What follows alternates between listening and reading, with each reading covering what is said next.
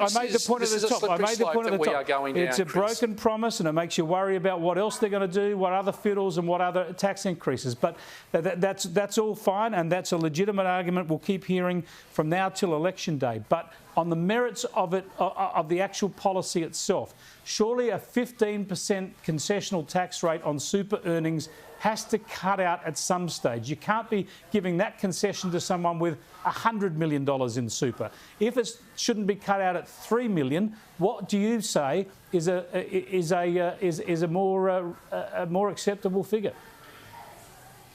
Well, as I said from the top, Chris, the retrospectivity of this is what is un-Australian, because those Australians set on that pathway with vehicles that would allow them to do this. Now, that conversation is one that we should sit down and look at, but not to do it after saying to the Australian people we wouldn't touch it. We learnt that lesson in 2016. Yeah.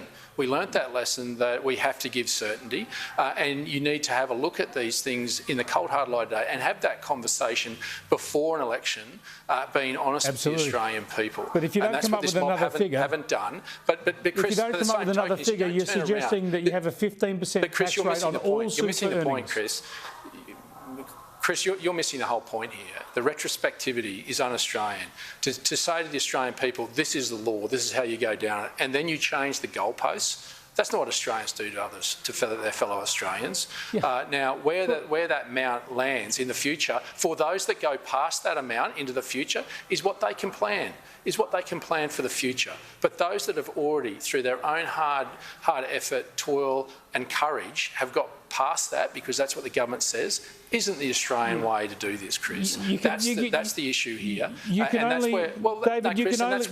I'll get a word in occasionally. David, you can't argue that this is retrospective. Chris, is I answer the questions. Yeah. Now, the point here is, if you're saying this is retrospective, then that's an argument to say that any changes, any time, to any superannuation tax arrangements are retrospective. Because, you tell the Australian people before you go to the election to tell them exactly what you're going to do, so they can make the decision. We don't argue about that. That's the Australian way.